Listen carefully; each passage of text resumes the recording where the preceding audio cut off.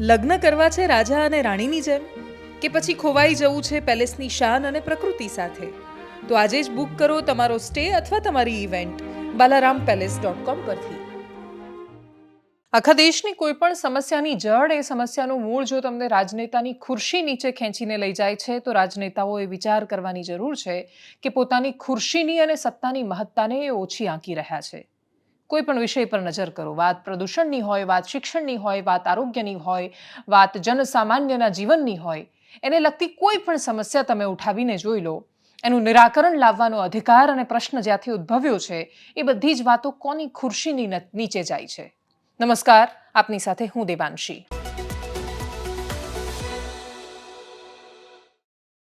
રાજનીતિમાં અનેક હલચલો હતી. સુરતથી લઈને વડોદરાના વાઘોડિયા સુધી કેસરીઓ ધારણ કરવાની આખી એક રીત અને હોડ ચાલી રહી હતી. પણ એ સ્પર્ધાની વચ્ચે રાજ્યના એક એવા પ્રશ્નની વાત કરવી છે જે પ્રશ્ન જનસામાન્યનો છે, જેના પર સરકાર સૌથી મોટો દાવો કરે છે કે અમે સૌથી વધારે મહત્વપૂર્ણ યોગદાન આપ્યું છે અને કામ કર્યું છે. પણ એ યોજના, એ સુવિધા, એની આજુબાજુ જ પ્રશ્નો લાગી જાય તો? વાત પીએમ જયની કરવી છે. આયુષ્માન ભારત એ ભારત સરકારની એવી યોજના છે કે જેણે સામાન્ય માણસને સરકારની સાથે સીધા સાંકળ્યા.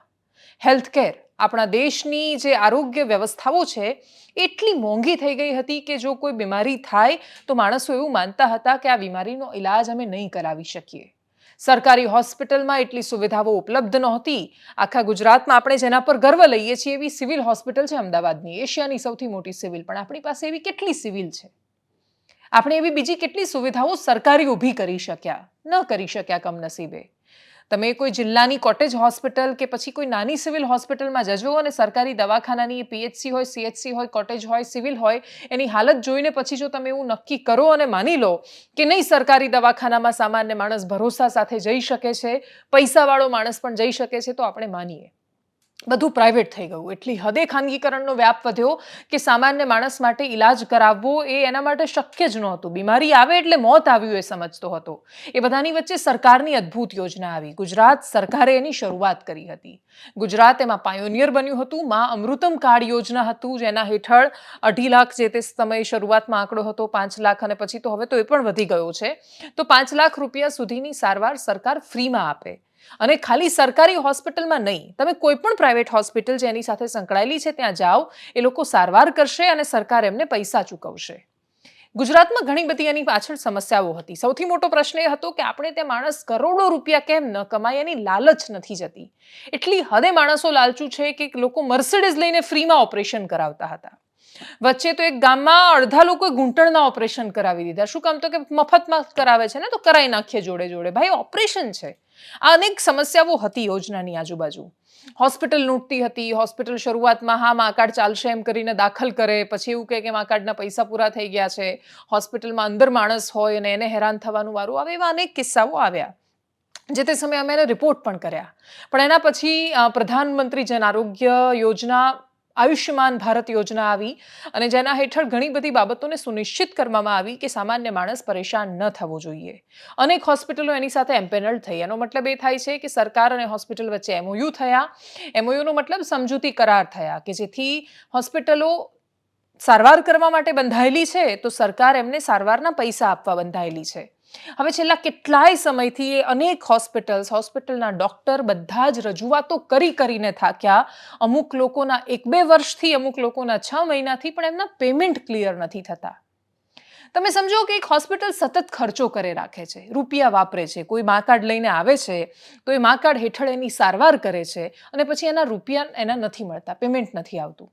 સરકારી જે ક્રાઇટેરિયા છે એમાં તો મેક્સિમમ થોડા દિવસોની અંદર પેમેન્ટ થઈ જવું જોઈએ. બીજું કેવું નથી કે કોઈના પણ ઓપરેશન કરી દીધા. એમાં હોસ્પિટલ ચીટિંગ નથી કરતી એવું નથી. ઘણી બધી હોસ્પિટલ છે કે જે ભૂતિયા પેશન્ટ બનાવે છે, હોય જ નહીં ને ઓપરેશન બતાવે, અને ઘણી બધી સમસ્યાઓ છે. પણ એની સામે સરકારનું એક ડેશબોર્ડ છે, અને એ ડેશબોર્ડ હેઠળ જ્યારે એની પરમિશન માંગવામાં આવે ત્યારે સરકાર ત્યાંથી પરમિશન આપે, પછી એનું ઓપરેશન થાય છે. અને જો તમે પરવાનગી આપી, હોસ્પિટલ એનું ઓપરેશન કર્યું, એના પછી સરકાર પૈસા આપવા બંધાયેલી છે. છેલ્લા કેટલાય સમયથી ડોક્ટર્સ, હોસ્પિટલ સંચાલકો બધા જ પરેશાન થઈ રહ્યા છે. સરકાર જાણે કશું જ ગણકારતી નથી. સીએમઓ સુધી રજૂઆત કરવામાં આવી, ટેબલ પર ફાઇલ પડેલી હોય, પણ એના પર હસ્તાક્ષર કરવાનો સમય નથી હોતો ના નેતાઓને ના અધિકારીઓને. હેલ્થકેર સાથે સંકળાયેલા લોકોએ બધી બાજુથી 360 ડિગ્રી ભેગા થઈને આ સિસ્ટમની પથારી ફેરવી છે. કોઈ વ્યક્તિ સક્ષમ છે, પ્રાઇવેટમાં પોતાની સારવાર કરાવે છે, એને માત્ર સારવાર નહીં, થોડું કમ્ફર્ટ જોઈએ છે, થોડી લક્ઝરી જોઈએ છે, બધું એને મળે છે ને 5 સ્ટાર હોસ્પિટલ, હોટેલ નહીં, 5 સ્ટાર હોસ્પિટલમાં સારવાર કરાવે છે. કોઈને કશો જ વાંધો ના હોવો જોઈએ. એના પૈસા, હોસ્પિટલની સારવાર, અને એ લોકો બધા સમજી લે છે. પણ સામાન્ય માણસને જો કોઈ તકલીફ થાય છે તો એ ક્યાં જાય એ વ્યક્તિ? અને એના માટે સરકાર યોજના લાવી એવું કહે છે. એના માટે સરકાર કહે છે કે અમે આટલા હજારો કરોડ રૂપિયા ખર્ચીએ છીએ. તો એ ક્યાં ખર્ચી રહ્યા છો તમે? હોસ્પિટલના પેમેન્ટ બાકી છે, એના કારણે ભયાનક ઘણા બધી સમસ્યાઓ સર્જાતી હોય છે. આગળ વાત એ જ વિષય પર વિજય સમસ્યાની કરવી છે કે ઉદાહરણ તરીકે થોડા સમય પહેલા માંડલમાં એક અંધાપા કાંડ સર્જાયો. અંધાપા કાંડમાં હાઈકોર્ટમાં આજે સરકારે એફિડેવિટ કરીને કહ્યું છે કે હા, વહીવટમાં ખામી હતી, માણસોનો અભાવ હતો, મશીન ખરાબ હતા, અને એના કારણે 21 લોકોને આંધળા થવાનો વારો આવ્યો. કોઈની દ્રષ્ટિ જતી રહે છે. જૂનાગઢમાં થોડા સમય પહેલા એક હોસ્પિટલની ઘટના સામે આવી હતી. 7 પ્રસૂતાને એ હોસ્પિટલમાં ડિલિવરી કર્યા પછી એ લોકોની કિડની ફેલ થઈ ગઈ. તમે સમજો કે એ પ્રસૂતાઓ તો માં બનવા માટે ત્યાં ગઈ, એમનું બાળક આવશે દુનિયામાં એના માટે હોસ્પિટલમાં દાખલ થઈ ત્યાં, અને એ હોસ્પિટલમાંથી બહાર નીકળી અને પછી ખબર પડી એમની કિડની ફેલ થઈ ગઈ છે. શું કામ? તો કે એમને જે પેલા બોટલ ચડાવ્યા હતા દવાના, તો એ બોટલ ખરાબ હતા, કન્ટામિનેટેડ હતા, એની અંદર પોઈઝન આવી ગયું. બોટલમાં પોઈઝન આવ્યું, એ લોકોની કિડની ખરાબ થઈ ગઈ. હોસ્પિટલે કોઈ ખાસ જવાબદારી લીધી નહીં. સરકારમાં રજૂઆત કરી તો મેક્સિમમ શું કાર્યવાહી કરી? તો કે હોસ્પિટલને આયુષ્યમાન કાર્ડ યોજનામાંથી ડીએમ્પેનલ્ડ કરી દીધી, એનું જોડાણ તોડી નાખ્યું. તો માત્ર આ સજા કેવી રીતે હોઈ શકે? પણ આ બધી સમસ્યાઓ પાછળ જો આગળ જતા હોસ્પિટલ એટલી બેદરકાર થવા માંડશે, કેમ કે એમણે તો દર મહિને ડૉક્ટરને પેમેન્ટ કરવાનું છે, એમણે દર મહિને કોઈને ને કોઈને બોટલ ચડાવવાના છે, એની દવાઓ લેવાની છે, આ બધું જ એમના ખર્ચા તો ચાલુ છે, અને સરકાર ઉપરથી આપતી નથી. હોસ્પિટલનો પ્રશ્ન શું છે કે હવે મોટા ભાગના દર્દીઓ એવું ઈચ્છે છે કે મા કાર્ડ હેઠળ એમની સારવાર થાય. સરકારી યોજનાનો કોઈ લાભ લેવા માંગે અને એ પ્રાઇવેટ હોસ્પિટલમાં જાય છે તો વાંધો શું છે? સરકારને જો ખરેખર પ્રાઇવેટ હોસ્પિટલથી એટલો બધો વાંધો છે તો પોતાની સરકારી સુવિધાઓ સુધારી દો. તમારી પાસે તો એટલા ડૉક્ટર્સ નથી, કેમ કે જ્યારે પણ કોઈ ઇન્સ્પેક્શન કે તપાસ આવવાની હોય ત્યારે તો તમે બીજે મેડિકલમાંથી ડૉક્ટરને ટ્રાન્સફર કરીને આખા ગુજરાતમાં ગોળ ગોળ ફેરવો છો. એનું ઇન્સ્પેક્શન જતું રહે, પછી એ વ્યક્તિને તો મૂળ જગ્યા પર પાછા નથી લાવતા. તો ડૉક્ટર્સને તમે પ્રતાડિત કરીને શું સાબિત કરવા માંગો છો? અને છેલ્લે અલ્ટિમેટલી આખી સિસ્ટમમાં બધાને એવું લાગે છે કે પ્રતાડિત છે. સરકાર કહે છે હોસ્પિટલનો વાંક છે, હોસ્પિટલનો વાંક છે તો ડીએમ્પેનલ્ડ કરી દો એમને.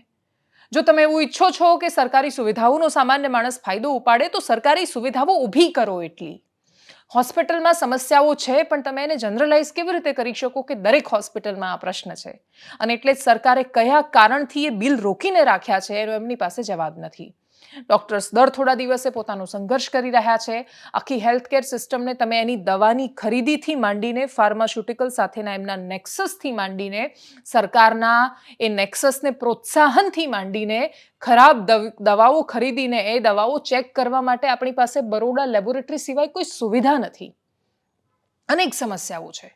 કરોડો રૂપિયાની દવાઓ ફેંકી દેવી પડે છે આપણે અમુક વાર, અને આ બધા જ પૈસા તમારા ને મારા છે. અને એના પછી પણ જો આપણને એક સારી હેલ્થકેર મજબૂત સિસ્ટમ ન મળતી હોય તો આપણે ખાલી એક બે સફળતાઓ પર મોટી વાહવાહો કરીને કેવી રીતે બહાર આવીશું? જો આ પ્રધાનમંત્રી મોદીનું સપનું છે તો ગુજરાત સરકારે જવાબ આપે કે એ સપનાને વારંવાર દરેક વખતે બરબાદ કરવાનું કામ ગુજરાત સરકાર શું કામ કરે છે?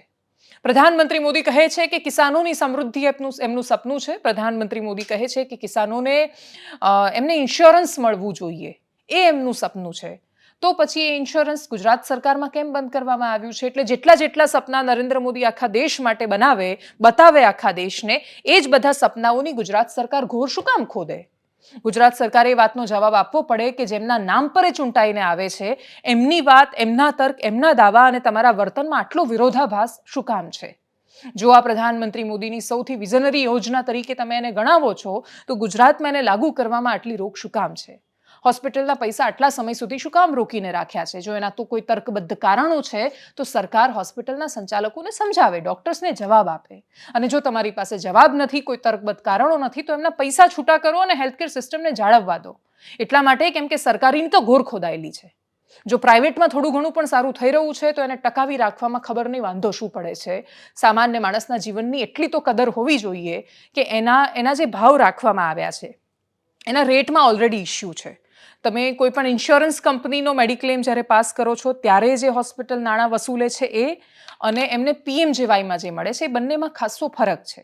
એટલે કાં તો હોસ્પિટલ સામાન્ય માણસ પાસેથી, જે મિડલ ક્લાસ માણસ કે જે સુવિધાઓનો લાભ નથી લઈ શકતો અને રૂપિયા ખર્ચવા માંગે છે અથવા ખર્ચવા પડે છે, એને કાં તો હોસ્પિટલ લૂંટી રહી છે બહુ વધારે ચાર્જ કરીને, મેડિક્લેમવાળી કંપનીઓને કાં તો હોસ્પિટલ લૂંટી રહી છે, અને પછી કાં તો સરકાર ખરેખર ઓછો ચાર્જ આપી રહી છે, અને જે આપી રહી છે એ પણ પૂરા પેમેન્ટ નથી કરી રહી. એટલે આ બધા જ ચક્રવ્યૂહને આપણે 20 ચક્ર શું કામ બનાવીએ અને સરકાર આમાંથી બહુ જ જલ્દી હેલ્થ કેરને બહાર રાખે, કેમ કે આપણી સ્વાસ્થ્યની સુવિધાઓ, આપણા શિક્ષણની વ્યવસ્થાઓ એ આ દેશનો આધાર છે. અને આપણે કમનસીબે એની સાથે જ પ્રયોગો કરીએ છીએ, આખો દિવસ ત્યાં જ સળી કરવાની જઈને. એટલે આ બધા ચક્કરમાંથી આપણે બહુ જલ્દી બહાર આવીએ, અને જો મુખ્યમંત્રીના ટેબલ પર ફાઇલ છે તો પછી જેટલી મૃદુતા મુખ્યમંત્રીની દેખાય છે નિર્ણયોમાં, એટલી મક્કમતા પણ દેખાય ભૂપેન્દ્રભાઈ પટેલની, એટલી અપેક્ષા અમને રહેવાની છે. આગળ વાત રાજનીતિની કરીએ. ભરૂચ લોકસભા પર તો દરેક વખતની જેમ બબાલ ચાલુ જ છે. ચૈતર વસાવા મૂરખ છે એવું સ્ટેટમેન્ટ અત્યારે વર્તમાન સાંસદ મનસુખ વસાવાએ આપી દીધું છે. મનસુખ વસાવા 7 ટર્મથી ચૂંટાતા સાંસદ છે. આટલા ટર્મથી એ સતત ચૂંટાયા, અને જ્યારે ભારતીય જનતા પાર્ટીના મોજા નહોતા ઉછળતા ત્યારે પણ એ સામાકાંઠે તરીને ચૂંટાતા હતા. તો એનો મતલબ કે એમની લોકપ્રિયતા તો એક ક્ષેત્રમાં હશે, પણ કોઈ વ્યક્તિ જ્યારે સતત ચૂંટાતું આવે, એમાંય 2 ટર્મ સુધી સરકાર હોય, ત્યારે ત્યાંના માણસો પ્રશ્ન કરતા થાય કે તમે સતત શાસનમાં હતા તો અમારા મુદ્દાઓ પર તમે ઘણીવાર ચૂપ કેમ રહ્યા? સત્તામાં રહેવાના જેટલા ફાયદા હોય છે એટલા એના ગેરફાયદા પણ હોય છે. સૌથી મોટો ગેરફાયદો એ કે જ્યારે જનતાનું સારું કશું થતું હોય, સત્તાની સામે એ હોય, ત્યારે તમે નથી બોલી શકતા. તમે ખુલીને પ્રશ્નો નથી ઉપાડી શકતા કે શું કામ આદિવાસી વિસ્તારોમાં શિક્ષણની સ્થિતિ દયનીય છે. તમે ખુલીને નથી બોલી શકતા કે સૌથી વધારે રૂપિયા તમે આદિજાતિ વિકાસના નામે ફાળવો છો એ ત્યાંના છેવાડાના માણસ સુધી કેમ નથી પહોંચ્યા. તમે એ વાત નથી કરી શકતા કે અહીંયાથી સૌથી વધારે જ્યાં કુદરતી સંસાધનોનું ઉત્પાદન જ્યાં છે, જ્યાં સૌથી વધારે કુદરત સચવાયેલી છે, એ બધા જ સંસાધનો આખી દુનિયાને વહેંચે છે, બધાને મળે છે, એ ક્ષેત્રનો વિકાસ કેમ નથી થતો? અને વિકાસનો પર્યાય ક્યારેય વિનાશ નથી હોતો. સર્વાંગી વિકાસ નામે એક શબ્દ છે, એ કેમ આ જિલ્લાઓમાં લાગુ નથી થતો? આ પ્રશ્નો કમનસીબે સત્તા પક્ષના માણસો ઘણીવાર ઈચ્છવા છતાં, ઘણું બધું જાણવા છતાં નથી પૂછી શકતા, કેમ કે સત્તા એ એમની મજબૂરી બની જાય છે. મનસુખ વસાવા સાથે છેલ્લા થોડા સમયથી એ થયું. આદિવાસીના વિષયોના ઘણા બધા આંદોલનો ઉઠ્યા. દક્ષિણ ગુજરાતમાં અનંત પટેલે એ અવાજો ઉપાડ્યા, તો અહીંયા મધ્ય ગુજરાતમાં ચૈતર વસાવા જે તે સમયે એનો અવાજ બન્યા. અને આટલી મોટી લહેરો અને મોજાની વચ્ચે પણ એ ચૂંટાઈને તો આવ્યા. જ્યારે ચૂંટણી આ વખતે લડ્યા અને ચૂંટાઈને આવ્યા 2022, ત્યારે કશું સાનુકૂળ નહોતું. ભારતીય જનતા પાર્ટીના ઉમેદવારની રેલીમાં આવેલી ભીડ તમે જુઓ તો તમે ક્યારેય કલ્પના ન કરી શકો કે ચૈતર વસાવા જીતશે, પણ છતાંય એ જીત્યા અને ખૂબ બહુમતીથી જીત્યા. એના પછી જે અમારા પત્રકારો નર્મદામાં ગયા છે, હું પણ એ જિલ્લામાં 2-3 વાર ગઈ છું, અને એટલા જ માટે મને ખબર છે કે ત્યાંની ચૈતર વસાવાની લોકપ્રિયતા સામે કોઈ જ શંકા નથી. પણ પ્રશ્ન એ છે કે લોકપ્રિયતા જો ડેડિયાપાડા પૂરતી સીમિત છે, તો ભરૂચ લોકસભાનું સમાનાર્થી ડેડિયાપાડા નથી. ભરૂચ લોકસભાનો એક અંશ છે ડેડિયાપાડા. હવે એની અંદર બાકીના બધા વિધાનસભા ક્ષેત્રો આવે છે, ભરૂચ શહેર આખું આવી જાય છે, શહેરી વિસ્તાર ઘણો બધો આવે છે. એટલે આ બધા વિસ્તારોમાં ચૈતર વસાવાની કેટલી લોકપ્રિયતા, કયા આધાર પર લોકપ્રિયતા?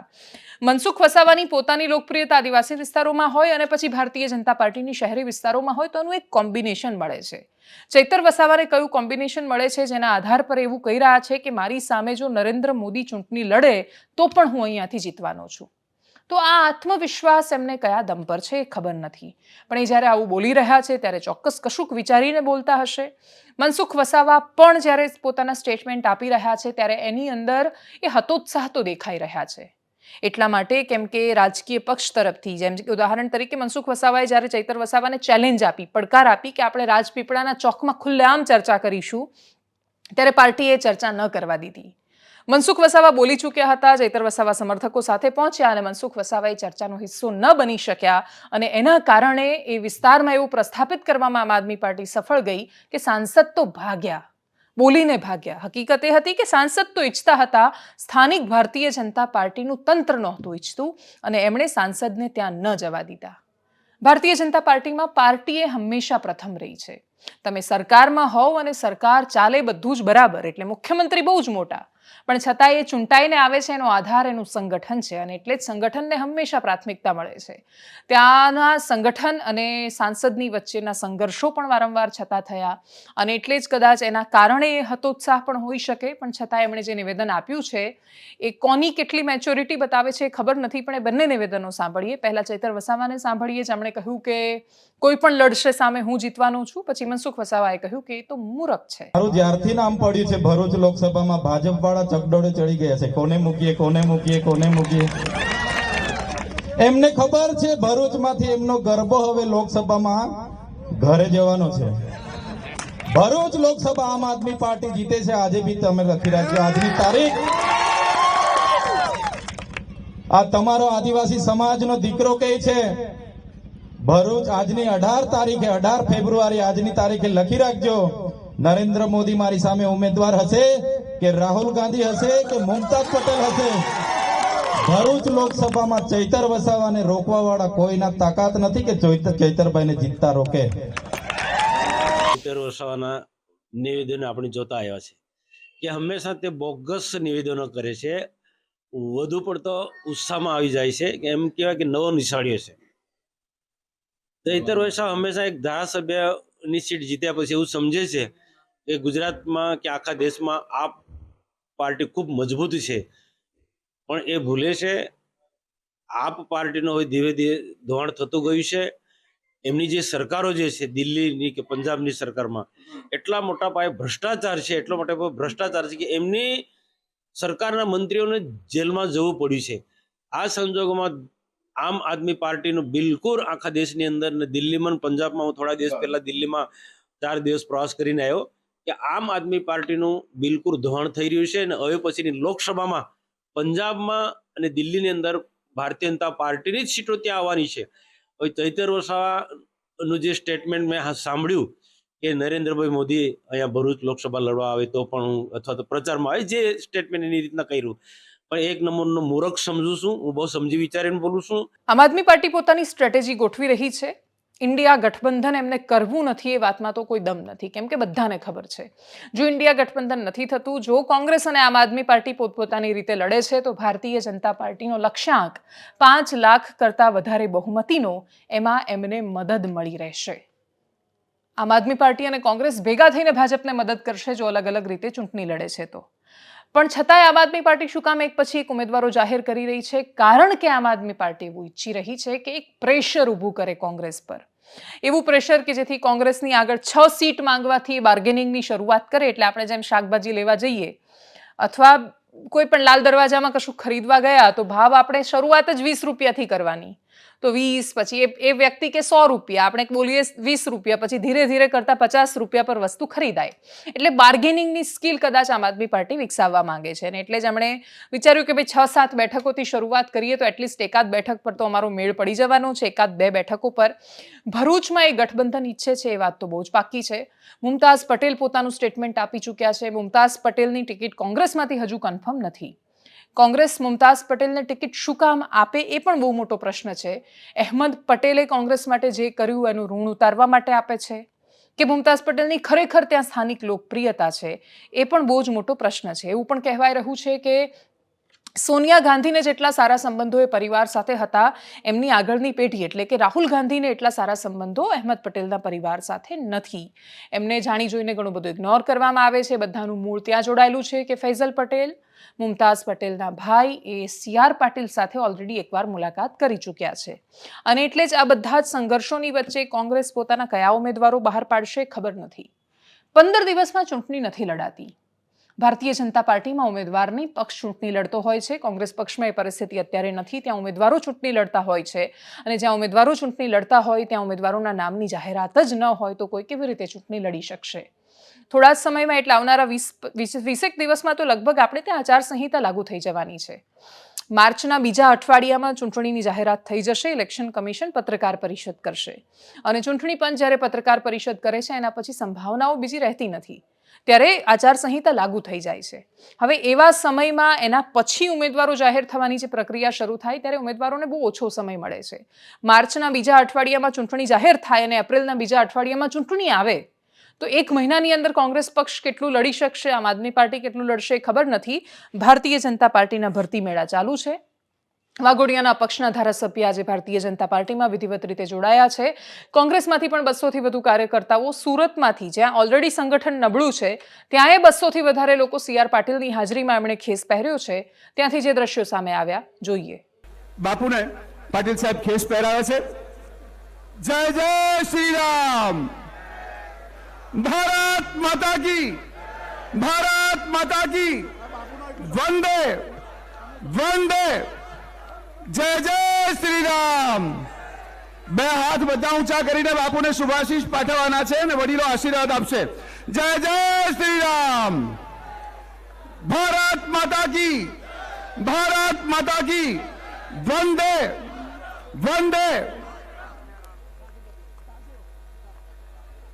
બાપુને વિનંતી, અયોધ્યામાં રામલલ્લાને બિરાજવા, અયોધ્યાની અંદર જે વર્ષો 500 વર્ષથી જે આપણા તમામ સનાતની ધર્મ, હિન્દુ ધર્મના લોકોની જે લાગણી હતી, ઘણા લોકોએ એની અંદર બલિદાન આપ્યું અને 500 વર્ષે આ યશસ્વી વડાપ્રધાન જો ના હોત તો કદાચ રામલલ્લાની ઘર વાપસી, રામલલ્લાને ત્યાં અયોધ્યામાં બિરાજવાન માટે જે ભવ્યથી ભવ્ય મંદિર બનાવીને રામલલ્લાને ત્યાં બિરાજમાન કર્યા હોય, તો પછી આમાં હું પણ કઈ રીતે બાકાત રહી શકું. આજે એટલા માટે થઈને હું આપણા યશસ્વી વડાપ્રધાન અને અમિતભાઈ શાહ સાહેબના માર્ગદર્શન હેઠળ પાટીલ સાહેબે મને જે કામ કરવાની તક આપી છે, એ તક જો હું ના ઝડપી લઉં તો વાઘોડિયા વિધાનસભાના લોકોની સાથે મેં અન્યાય કર્યો કહેવાય.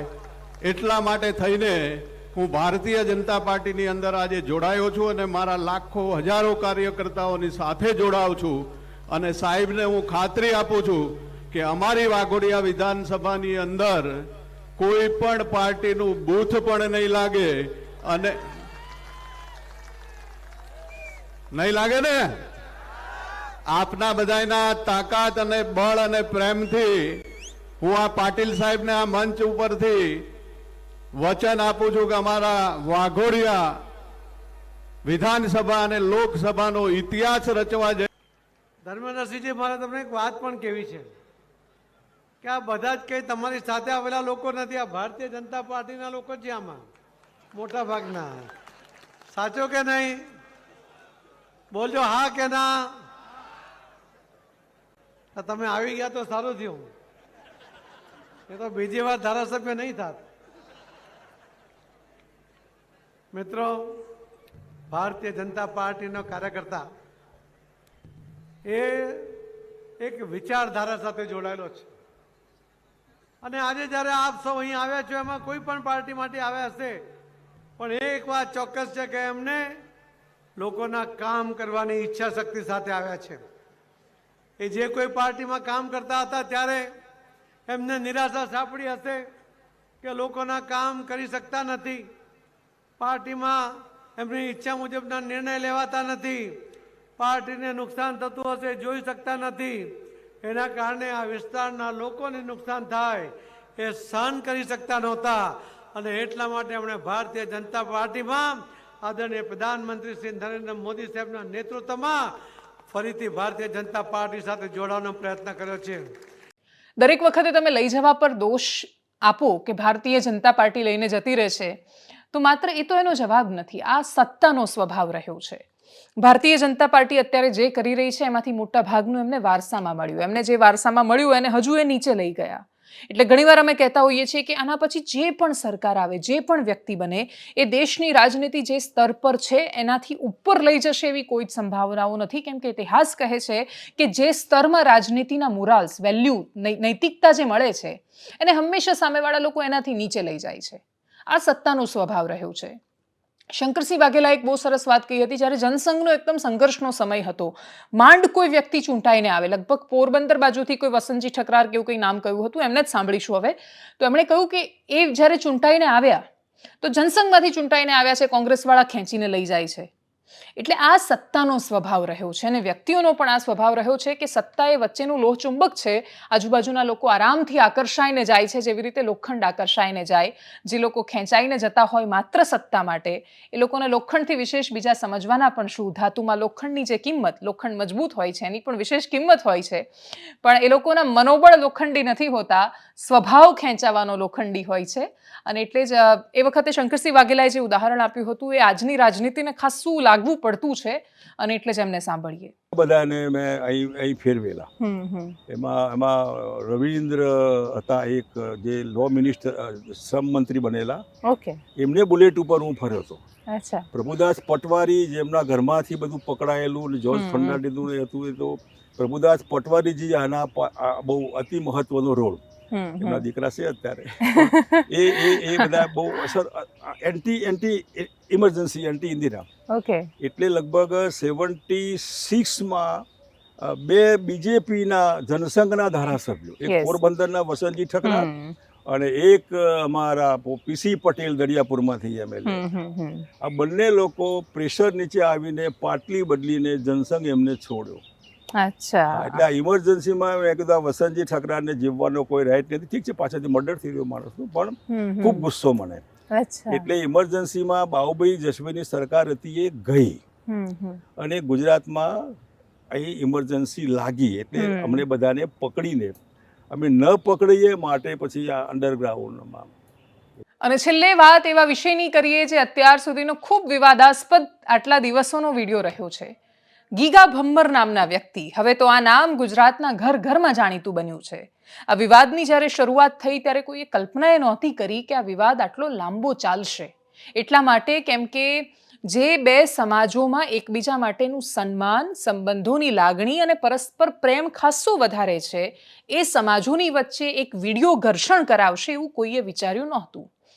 આહિર સમાજના સમૂહ લગ્નનું એક આયોજન, ભાવનગરના તળાજા પાસેના એક વ્યક્તિ, ગીગા ભમ્મર એમનું નામ, એમને મંચ મળ્યો, મંચ પર માઇક મળ્યું, સામે સાંભળવાવાળી જનતા મળી, જનતા ખુશ, બોલવાવાળા ખુશ, અને અમુક લોકોને બહુ મજા આવે. લોકો એવું કહે કે ભાઈ અમે તો આવું કડવું જ બોલીએ છીએ. પણ દરેક વખતે કડવું દવા જ હોય એ જરૂરી નથી. કડવું ઝેર પણ હોય.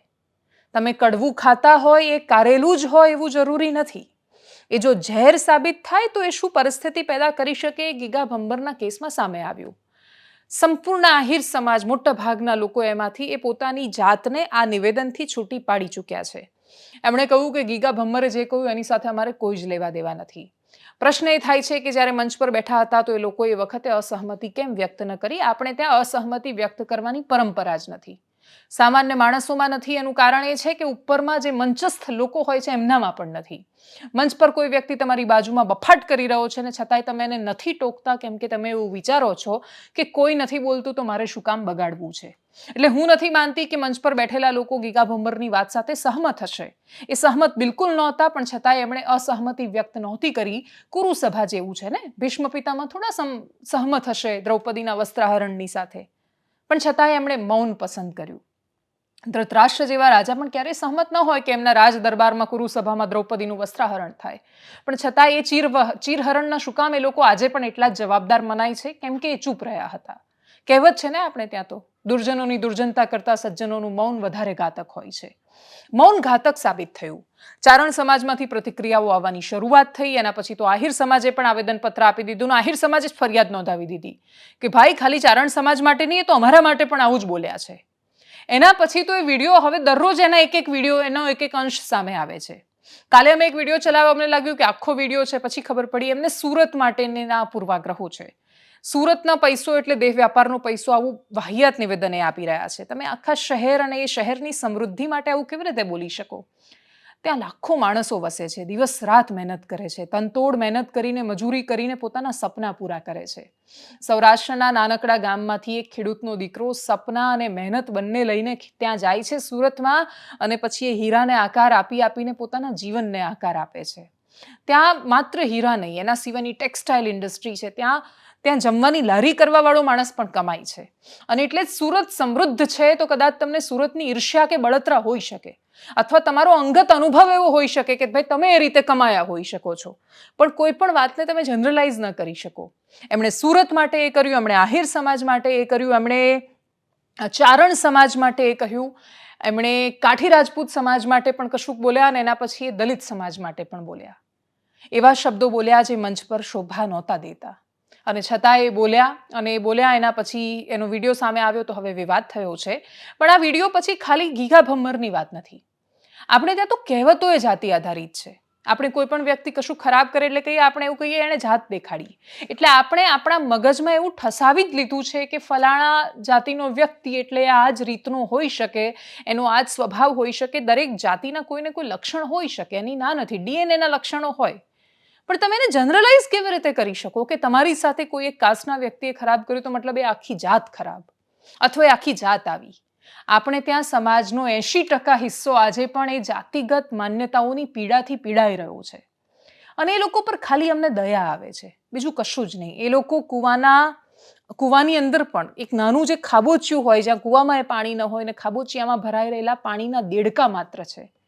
એ લોકો એ ખાબોચિયામાંથી કે કૂવામાંથી બહાર નીકળીને આ વિશ્વને જોવા જ નથી માંગતા. એ લોકો વાતો વૈશ્વિક કરે છે, પણ એ લોકો આજે પણ એ ખાબોચિયાના દેડકા છે. એ લોકોને સમજાતું જ નથી કે આ દુનિયા પૂર્વાગ્રહોને છોડીને આગળ વધી ચૂકી છે. જો એમણે સમયની સાથે તાલ મિલાવીને આગળ ચાલવો હશે તો આ જાત આવીને આ જાત એવી આ પ્રકારની વાહિયાત વાતોમાંથી બહાર આવવું પડશે. ગીગા ભમ્મર ઉદાહરણ માત્ર છે. ગીગા ભમ્મરને વારંવાર એટલા માટે બતાવાય છે કે એ જોવાય છે એટલે બતાવાય છે, એ વાત 100% સાચી. કોઈ જોતું ના હોત, વ્યૂઝ ના આવતા હોત તો ન બતાવતા, એ વાત પણ સાચી છે. પણ એ માત્ર ચહેરો નથી, એ ઉદાહરણ છે. દરેક લોકોએ સમજવું પડશે કે આવા અનેક લોકો આવા માનસવાળા સમાજમાં છે અને એ લોકોથી બચવું પડશે. તમે જે દિવસે આ જાત આવી એ પ્રકારની માનસિકતામાંથી બહાર આવશો, આ દેશ અને દુનિયાનું અડધું કલ્યાણ તમે કરી નાખશો. ગીગા ભમ્મરના એ મોટા ભાગના અંશો તમે સાંભળ્યા હશે, અમુક નવા છે નહીં સાંભળ્યા હોય, અને એટલે જ એમની જે સ્પીચ, મોસ્ટ વાયરલ સ્પીચ ગુજરાતની, એના અમુક અંશો સાંભળી લઈએ. એને તમારે હંધાય જે ભાઈઓ તમે કરીએ કે હો, ભાઈએ વાત કરી કે ભાઈ મધુ આવડા દેવાયતભાઈ ને ભાદરકોભાઈ મયુર એને હોંપી દો.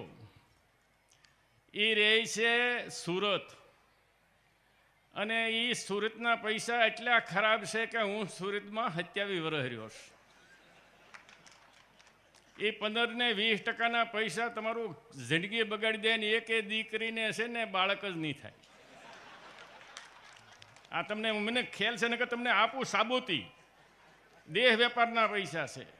યાદ કરો, સુરતમાં કોઈ રહેવા ન જતા હોય, પાછા આવી આવો, અહીંયા 2 ભેહું વધારે સારી દૂધ ભરશું. સંસ્કૃતિની હારે તમે છો કે માણસની હારે તમે પૈસાની હારે છો? આપણે 25 રૂપિયાના ખેડૂતનો ફાળો કરશું.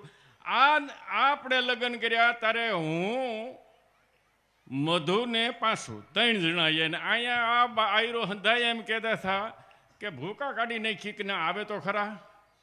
બેંક ભૂકા કાઢી નાખે ને એને અહીંયા કવાબાએ 5 છે ને ખાલી એમ ઉતારી દેવા, નાળા બાળા હતું લેતા આવ્યા હતા. એવા ફાસરા મારી જીગર કરીને અમે આ લગ્ન પહેલાં શરૂ કર્યા.